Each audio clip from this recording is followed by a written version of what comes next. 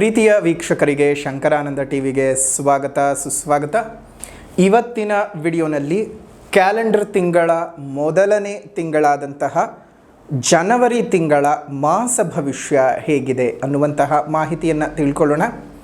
ಅದಕ್ಕಿಂತ ಮುಂಚಿತವಾಗಿ ಯಾರಾದರೂ ಶಂಕರಾನಂದ ಟಿವಿ ಯೂಟ್ಯೂಬ್ ವಾಹಿನಿಯನ್ನು ಸಬ್ಸ್ಕ್ರೈಬ್ ಮಾಡಿಲ್ಲ ಅಂದರೆ ಸಬ್ಸ್ಕ್ರೈಬ್ ಮಾಡ್ಕೊಳ್ಳಿ. ಪಕ್ಕದಲ್ಲೇ ಇರುವಂತಹ ಬೆಲ್ ಐಕಾನ್ ಒತ್ತಿ. ಇನ್ಸ್ಟಾಗ್ರಾಮ್ ಪೇಜ್, ಫೇಸ್ಬುಕ್ ಪೇಜನ್ನು ಫಾಲೋ ಮಾಡ್ತಾ ಇಲ್ಲ ಅಂದರೆ ಫಾಲೋ ಮಾಡಿ. ಅದರಿಂದ ನೆಕ್ಸ್ಟ್ ಅಪ್ಲೋಡ್ ಆಗುವಂತಹ ವಿಡಿಯೋಗಳು ನಿಮಗೆ ನೋಟಿಫಿಕೇಷನ್ನ ಮುಖಾಂತರ ಬಂದು ತಲುಪತ್ತೆ. ಹೊಸ ಮಾಹಿತಿಗಳನ್ನು ತಿಳ್ಕೊಳ್ಳೋದಕ್ಕೆ ಸಾಧ್ಯವಾಗತ್ತೆ ಅಂತ ತಿಳಿಸ್ತಾ, ಈ ವಿಶೇಷವಾದ ಜನವರಿ ತಿಂಗಳ ಮಾಸ ಭವಿಷ್ಯ ಹೇಗಿದೆ ಅಂತ ನೋಡೋಕ್ಕೂ ಮುಂಚಿತವಾಗಿ ಈ ತಿಂಗಳು ಯಾವ್ಯಾವ ಗ್ರಹಗಳು ಬದಲಾವಣೆ ಆಗುತ್ತೆ ಮತ್ತು ಯಾವ್ಯಾವ ಗ್ರಹಗಳ ಸ್ಥಿತಿಗತಿಗಳು ಹೇಗಿದ್ದಾವೆ ಅನ್ನುವಂತಹ ಮಾಹಿತಿಯನ್ನು ನೋಡೋಣ. ಮೊದಲನೇದಾಗಿ 12ನೇ ತಾರೀಕು 1ನೇ ತಿಂಗಳು 2026 ಮಕರ ರಾಶಿಗೆ ಶುಕ್ರ ಪ್ರವೇಶ ಮಾಡ್ತಾ ಇದ್ದಾನೆ. ಅದೇ ರೀತಿಯಾಗಿ 14ನೇ ತಾರೀಕು 1ನೇ ತಿಂಗಳು 2026ಕ್ಕೆ ಮಕರ ರಾಶಿಗೆ ರವಿ ಪ್ರವೇಶ ಮಾಡ್ತಾ ಇದ್ದಾನೆ. ಅದನ್ನು ನಾವು ಮಕರ ಸಂಕ್ರಮಣ ಅಂತ ಹೇಳಿ ಹಬ್ಬವನ್ನು ಆಚರಣೆ ಮಾಡ್ತೀವಿ, ಸಂಕ್ರಾಂತಿ ಹಬ್ಬ. ಇನ್ನು 15ನೇ ತಾರೀಕು 1ನೇ ತಿಂಗಳು 2026ಕ್ಕೆ ಮಕರ ರಾಶಿಗೆ ಕುಜ ಪ್ರವೇಶ ಮಾಡ್ತಾ ಇದ್ದಾನೆ ಮತ್ತು 17ನೇ ತಾರೀಕು 1ನೇ ತಿಂಗಳು 2026ಕ್ಕೆ ಬುಧ ಮಕರ ರಾಶಿಗೆ ಪ್ರವೇಶ ಮಾಡ್ತಾ ಇದ್ದಾನೆ. ಅಂದರೆ ಒಟ್ಟಾರೆ ಈ ಒಂದು ವಿಶೇಷವಾಗಿ ಮಕರ ರಾಶಿಯಲ್ಲಿ ಚತುರ್ಗ್ರಹ ಯೋಗ ಉಂಟಾಗಿದೆ. ಈ ತಿಂಗಳು ಈ ಚತುರ್ಗ್ರಹ ಯೋಗ ಉಂಟಾಗಿರೋದ್ರಿಂದಾಗಿ ನಿಮಗೆ ಹಲವಾರು ರೀತಿಯ ಲಾಭ ಮತ್ತು ನಷ್ಟಗಳು ಇರ್ತವೆ. ಏನು ಎತ್ತ ಯಾವ್ಯಾವ ವಿಚಾರಗಳಲ್ಲಿ ಎಚ್ಚರಿಕೆ ವಹಿಸಬೇಕು, ಯಾವ್ಯಾವ ವಿಚಾರಗಳಲ್ಲಿ ನಾವು ಜಾಗೃತಿಯಾಗಿರಬೇಕು, ಯಾವ ವಿಚಾರಗಳು ನಮಗೆ ಅನುಕೂಲಕರವಾಗಿ ಇರುತ್ತವೆ ಅನ್ನುವಂತಹ ಸಂಪೂರ್ಣವಾದ ಮಾಹಿತಿಯನ್ನು ತಿಳ್ಕೊಳ್ಳೋಣ. ಈ ವರ್ಷದ ಮಕರ ಸಂಕ್ರಮಣದ ಮಕರ ಸಂಕ್ರಾಂತಿ ಹಬ್ಬದ ಶುಭಾಶಯಗಳು. ನಮ್ಮ ರೈತಾಪಿ ವರ್ಗದವರಿಗೆಲ್ಲರಿಗೂ ಸಹ ಅವರು ಬೆಳೆದಂತಹ ಬೆಳೆಯು ಕೈ ಸೇರ್ತಕ್ಕಂತಹ ಶುಭ ದಿವಸ. ಅವರು ಬೆಳೆದಂತಹ ಬೆಳೆಗಳಿಗೆ ಸಂಪೂರ್ಣವಾದಂತಹ ಬೆಲೆಯು ಸಿಕ್ಕು ಅವ್ರ ಹೊಟ್ಟೆನೂ ತಣ್ಣಗಿರಬೇಕು.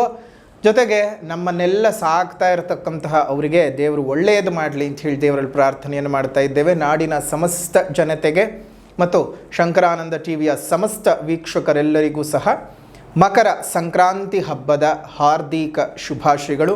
ಸುಗ್ಗಿ ನಿಮ್ಮೆಲ್ಲರ ಬದುಕಿನಲ್ಲಿ ಹುಗ್ಗಿಯ ರೀತಿಯಾಗಿ ಸಿಹಿಯಾಗಿರಲಿ ಅಂತ ಹೇಳಿ ಪ್ರಾರ್ಥನೆಯನ್ನು ದೇವರಲ್ಲಿ ಮಾಡ್ತಾ ತಮ್ಮೆಲ್ಲರಿಗೂ ಶುಭ ಆಶೀರ್ವಾದವನ್ನು ತಿಳಿಸ್ತಾ ಇದ್ದೇವೆ. ಒಳ್ಳೆಯದಾಗಲಿ, ಶುಭವಾಗಲಿ. ಇನ್ನು ಮೇಷರಾಶಿಯವರ 2026 ಜನವರಿ ತಿಂಗಳ ಮಾಸ ಭವಿಷ್ಯ ಹೇಗಿದೆ ಅಂತ ಈಗ ನೋಡೋಣ.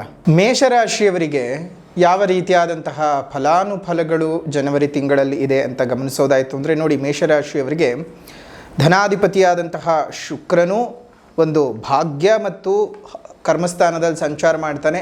ಆದರೆ ನಿಮಗೇನಾಗುತ್ತೆ, ಶುಕ್ರನು ಅಸ್ತಂಗತನಾಗಿದ್ದಾನೆ. ನೋಡಿ, ಕುಜ ಅಸ್ತಂಗತ, ನಿಮ್ಮ ರಾಷ್ಟ್ರಾಧಿಪತಿ ಅಸ್ತಂಗತನಾಗಿದ್ದಾನೆ. ಧನಾಧಿಪತಿ ಮತ್ತು ಸಪ್ತಮಾಧಿಪತಿ ಶುಕ್ರ ಅಸ್ತಂಗತನಾಗಿರ್ತಕ್ಕಂತಹದ್ದು. ಜೊತೆಗೆ ಈ ಬುಧನು ಸಹ ಅಸ್ತಂಗತ. ಆದರೆ ಬುಧನಿಗೆ ಅಸ್ತಂಗತ ಹೇಳುವ ಹಾಗಿಲ್ಲ, ಯಾಕಂದರೆ ಸದಾಕಾಲನೂ ಸೂರ್ಯನ ಒಟ್ಟೊಟ್ಟಿಗೆ ಸಂಚಾರ ಮಾಡ್ತಾ ಇರ್ತಾನೆ. ಸೊ ಹಾಗಾಗಿ ಬುಧನಿಗೆ ಅಸ್ತಸ್ಥಾನ ಕೊಟ್ಟಿದ್ದರೂ ಸಹ ಅದನ್ನು ಅಸ್ತಂಗತ ಪರಿಗಣನೆ ಮಾಡಬಾರ್ದು ಅಂತ ಹಲವು ಜ್ಯೋತಿಷ್ಯ ಉಲ್ಲೇಖಗಳಿದ್ದಾವೆ. ಸೊ ಹಾಗಾಗಿ ಈ ಒಂದು ಬುಧನನ್ನು ಹೊರತುಪಡಿಸಿದರೆ ನಿಮಗೆ ಪರಿಮುಖ್ಯವಾಗಿ ಇರತಕ್ಕಂಥದ್ದು ರಾಷ್ಟ್ರಾಧಿಪತಿಯಾದಂತಹ ಕುಜನು, ಧನಾಧಿಪತಿ ಮತ್ತು ಸಪ್ತಮಾಧಿಪತಿಯಾದಂತಹ ಶುಕ್ರನು ಅಸ್ತಂಗತನಾಗಿದ್ದಾನೆ. ಇದರ ಪ್ರಭಾವಗಳು ನಿಮಗೆ ಹಣಕಾಸಿನ ವಿಚಾರದಲ್ಲಿ ಬಹಳ ಉತ್ತಮವಾದ ಪರಿಸ್ಥಿತಿಯನ್ನು ಕಂಡುಬರುತ್ತೆ. ಆದರೆ ನಿಮಗೆ ಬರುವಂತಹ ಹಣಕಾಸುಗಳೆಲ್ಲ ಕೈನಲ್ಲಿ ನಿಂತ್ಕೊಳ್ಳಲ್ಲ, ಖರ್ಚು ಆಗಿ ಹೋಗುವಂತಹದ್ದು ಜಾಸ್ತಿ. ಹಾಗಾಗಿ ಜಾಗ್ರತೆಯಾಗಿ ಇರಬೇಕು. ಇನ್ನು ಸಪ್ತಮ ಸ್ಥಾನಾಧಿಪತಿಯಾದಂತಹ ಶುಕ್ರನೂ ಸಹ ಅಸ್ತಂಗತನಾಗಿರೋದ್ರಿಂದಾಗಿ ನಿಮಗೆ ಈ ಒಂದು ಜನವರಿ ತಿಂಗಳಲ್ಲಿ ಉದಯ ಆಗುವವರೆಗೂ ಯಾವುದೇ ರೀತಿಯಾದಂತಹ ಶುಭ ಕಾರ್ಯಗಳನ್ನು ಮಾಡಿಕೊಳ್ಳುವಂಥದ್ದು ಒಳ್ಳೆಯದಲ್ಲ. ಜೊತೆಗೆ ಶುಭ ಕಾರ್ಯಗಳನ್ನು ಮಾಡ್ಕೊಳ್ಳೋದಕ್ಕೇನಾದರೂ ನೀವು ಇಚ್ಛೆ ಮಾಡ್ತಾ ಇದ್ದರೂ ಸಹ ನಿಮಗೆ ಏನಾಗುತ್ತೆ, ಅದನ್ನು ಪರಿಪೂರ್ಣವಾಗಿ ಮಾಡ್ಕೊಳ್ಳೋದಕ್ಕೆ ಸಾಧ್ಯ ಆಗಲ್ಲ. ಒಂದಲ್ಲ ಒಂದು ತಂಟೆ ತಾಪತ್ರೆಗಳು ಬರ್ತಾನೆ ಹೋಗ್ತಾ ಇರುತ್ತವೆ. ಬಹಳ ಹುಷಾರಾಗಿ ಇರಬೇಕು ಮೇಷರಾಶಿಯವರು. ಹಣ ಏನೋ ಒಳಹರಿವು ಚೆನ್ನಾಗಿರುತ್ತೆ, ಅದೇ ರೀತಿಯ ಖರ್ಚು ಸಹ ವಿಪರೀತ ಆಗ್ತಾ ಹೋಗಿ ನಿಮಗೆ ಉಳಿಕೆ ಅನ್ನುವಂಥದ್ದು ಆಗೋದಿಲ್ಲ. ಇನ್ನು ಪಂಚಮಾಧಿಪತಿ ರವಿಯು ಉತ್ತರೋತ್ತರ ರಾಶಿಗಳನ್ನು ಒಂದು ಪ್ರವೇಶ ಮಾಡಿರೋದ್ರಿಂದಾಗಿ ಇಲ್ಲಿಂದ ಉತ್ತರಾಯಣದ ಪುಣ್ಯಕಾಲವೂ ಸಹ ಪ್ರಾರಂಭವಾಗುತ್ತೆ. 14ನೇ ತಾರೀಕಿನಿಂದ ಧನುರ್ಮಾಸವು ಮುಗಿದು ಮಕರ ಮಾಸವು ಪ್ರಾರಂಭವಾಗ್ತದೆ. ಈ ಶುಭ ಕಾಲಕ್ಕೆ ನಿಮಗೆ ಬಹಳ ವರ್ಷಗಳಿಂದ ಸಂತಾನರಹಿತ ದಂಪತಿಗಳಿಗೆ ಸಂತಾನದ ಭಾಗ್ಯ ಯೋಗ ಅನ್ನುವಂತಹದ್ದು ಸಿಗತ್ತೆ. ಮಕ್ಕಳಿಲ್ಲದೆ ಒದ್ದಾಡ್ತಾ ಇದ್ದಂತಹ ದಂಪತಿಗಳಿಗೆ ಮಕ್ಕಳ ಭಾಗ್ಯ ಯೋಗ ಸಿಗತಕ್ಕಂತಹದ್ದು. ಲಾಭಾಧಿಪತಿಯು ವ್ಯಯದಲ್ಲಿದ್ದಾನೆ, ಎಚ್ಚರಿಕೆ ಬಹಳ ಅಗತ್ಯ. ಅದೇ ರೀತಿಯಾಗಿ ತೃತೀಯದಲ್ಲಿರ್ತಕ್ಕಂತಹ ಗುರುವು ಅಂತಹ ಲಾಭವನ್ನು ಕರುಣಿಸದೆ ನಷ್ಟವನ್ನೂ ಸಹ ಕರುಣಿಸದೆ ನ್ಯೂಟ್ರಲ್ ಆಗಿರ್ತಾನೆ.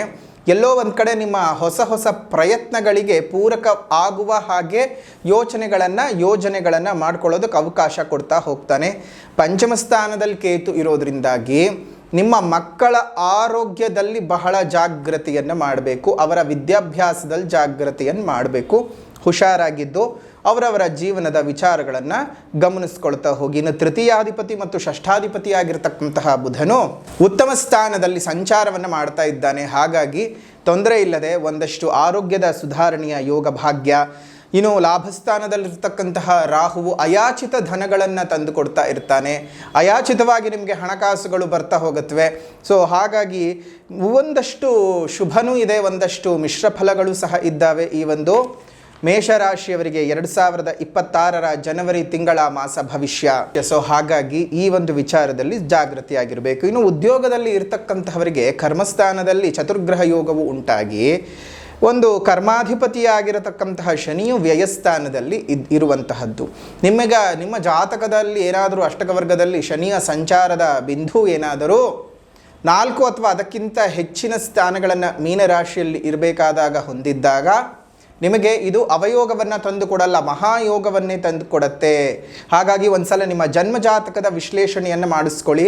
ಜನವರಿ ತಿಂಗಳು ಮಾತ್ರ ಅಂತಲ್ಲ, ಮುಂದಿನ ವರ್ಷಗಳು ಹೇಗಿದ್ದಾವೆ, ನಿಮ್ಮ ಬದುಕು ಯಾವ ರೀತಿಯಾಗಿ ಬದಲಾವಣೆ ಆಗಬಹುದು, ನಿಮ್ಮ ಬದುಕಿನಲ್ಲಿ ಏನಾದರೂ ತೊಂದರೆ ತಾಪತ್ರಯಗಳಿದ್ದಾವ ಇಲ್ವಾ ಅನ್ನೋದನ್ನು ತಿಳ್ಕೋಬೇಕು ಅಂತಂದರೆ ನಿಮ್ಮ ಜನ್ಮಜಾತಕವನ್ನು ತೋರಿಸ್ಕೊಳ್ಬೇಕು. ಹಾಗಾಗಿ ಈ 7.5 ವಿಚಾರ ಆಗಿರಬಹುದು, ಮುಂದೆ ನಡೀತಿರುವಂತಹ ದಶಾಭುಕ್ತಿಗಳು ನಿಮ್ಮ ಜೀವನದಲ್ಲಿ ಯಾವ ರೀತಿಯಾಗಿ ಮಾರಕವಾಗಬಹುದು ಅಥವಾ ಯಾವ ರೀತಿಯಾಗಿ ಸಾಧಕವಾಗಬಹುದು ಅನ್ನೋದನ್ನು ತಿಳ್ಕೋಬೇಕು ಅಂದರೆ ನಿಮ್ಮ ಜನ್ಮಜಾತಕವನ್ನು ಒಮ್ಮೆ ತೋರಿಸ್ಕೊಳ್ಳಿ. ನಿಮ್ಮ ಜನ್ಮಜಾತಕ ತೋರಿಸ್ಕೊಳ್ಬೇಕು ಅಂದರೆ ಇಲ್ಲೇ ಇರುವಂತಹ ಫೋನ್ ನಂಬರ್ಗೆ ವಾಟ್ಸಪ್ನ ಮುಖಾಂತರ ಕಾಂಟ್ಯಾಕ್ಟ್ ಮಾಡಿ ನೀವು ಅದನ್ನು ಸರಿಯಾಗಿ ಮಾಹಿತಿಗಳನ್ನು ತಗೊಂಡು ಬಂದು ಭೇಟಿ ಮಾಡಬಹುದು. ಇನ್ನು ವ್ಯಾಪಾರ ವಿಚಾರ ಅಂತ ಬಂದ ಸಂದರ್ಭದಲ್ಲಿ ವ್ಯಾಪಾರದಲ್ಲಿ ಬಹಳ ಒಳ್ಳೆ ರೀತಿಯಾದಂತಹ ಅಭಿವೃದ್ಧಿಗಳಾಗುತ್ತೆ. ನೂತನವಾದಂತಹ ವಸ್ತುಗಳನ್ನು ಖರೀದಿ ಮಾಡ್ತಕ್ಕಂಥದ್ದು, ಕ್ರಯ ವಿಕ್ರಯಗಳಲ್ಲಿ ಹೆಚ್ಚಿನ ಲಾಭಗಳು ಉಂಟಾಗ್ತಕ್ಕಂಥದ್ದೆಲ್ಲ ಆಗುತ್ತೆ. ಇನ್ನು ನೌಕರಿ ಹುಡುಕ್ತಾ ಇದ್ದಂಥವ್ರಿಗೆ ನೌಕರಿಗಳು ಸಿಗುವಂತಹ ಶುಭವಾದಂತಹ ತಿಂಗಳು. ನಿಮ್ಮ ಒಂದಷ್ಟು ಹಳೆಯ ಕೆಲಸಗಳಿಂದ ವಿಮುಕ್ತರಾಗಿ ಹೊಸ ಕೆಲಸಗಳಿಗೆ ಜಾಯಿನ್ ಆಗ್ತಕ್ಕಂಥದ್ದು. ಈಗಾಗಲೇ ಕಂಪ್ನಿ ಚೇಂಜ್ ಮಾಡ್ಕೊಳ್ಬೇಕು ಅಥವಾ ಪೊಸಿಷನ್ ಚೇಂಜ್ ಮಾಡ್ಕೊಳ್ಬೇಕು ಅಂತ ಯೋಚನೆ ಮಾಡ್ತಾ ಇದ್ದಂಥವ್ರಿಗೆ ಅತ್ಯುತ್ತಮವಾದಂತಹ ತಿಂಗಳು ಅಂತಲೇ ಹೇಳಬಹುದು. ಎಲ್ಲೋ ಒಂದು ಕಡೆ ಸಣ್ಣ ಪುಟ್ಟ ಏರಿಳಿತಗಳಿರುತ್ತವೆ, ಬದುಕೊಂದ್ಮೇಲೆ ಅದೆಲ್ಲ ಸಹಜವಾಗಿ ಬಂದೇ ಬರುತ್ತೆ. ಹಾಗಾಗಿ ಏನು ಯೋಚನೆ ಮಾಡೋದು ಬೇಡ, ಧೈರ್ಯವಾಗಿದ್ದು ನಿಮ್ಮ ಬದುಕುಗಳನ್ನು ಸರಿಯಾದ ರೀತಿಯಲ್ಲಿ ನಡೆಸ್ಕೋತಾ ಹೋಗಿ. ಎಲ್ಲವೂ ಸಹ ಶುಭವಾಗಲಿ, ಮಂಗಳವಾಗಲಿ. ಇನ್ನು ಆರ್ಥಿಕ ಜೀವನ ಅಂತ ಬಂದಾಗ ಈಗಾಗಲೇ ನಿಮಗೆ ಹೇಳಿಬಿಟ್ಟಿದ್ದೀವಿ, ಆರ್ಥಿಕ ಅಂತಹ ಏರಿಳಿತಗಳು ಏನು ಕೂಡಿರೋದಿಲ್ಲ, ಬಂದದ್ದು ಹೋಗುತ್ತೆ ಅಷ್ಟೇ. ಬಂದದ್ದನ್ನು ಸಂಪಾದಿಸಿದ್ದನ್ನು ಖರ್ಚು ಮಾಡ್ತೀರಿ, ಸಂಪಾದನೆ ಮಾಡದೇ ಇದ್ದದ್ದನ್ನೇನು ಖರ್ಚು ಮಾಡಲ್ಲ, ಸಂಪಾದನೆ ಮಾಡೋದೇ ಖರ್ಚಿಗಾಗಿ. ಹಾಗಾಗಿ ಖರ್ಚಾಗೋಯ್ತು ಅಂತ ಯೋಚನೆ ಮಾಡೋದು ಬೇಡ. ಆ ಖರ್ಚು ಸಹ ಯಾಕಾಗತ್ತೆ ಅಂತ ಹೇಳಿದ್ರೆ ಶುಭ ಕಾರ್ಯಗಳಿಗಾಗತ್ತೆ, ಶುಭ ಘಟನೆಗಳಿಗಾಗತ್ತೆ.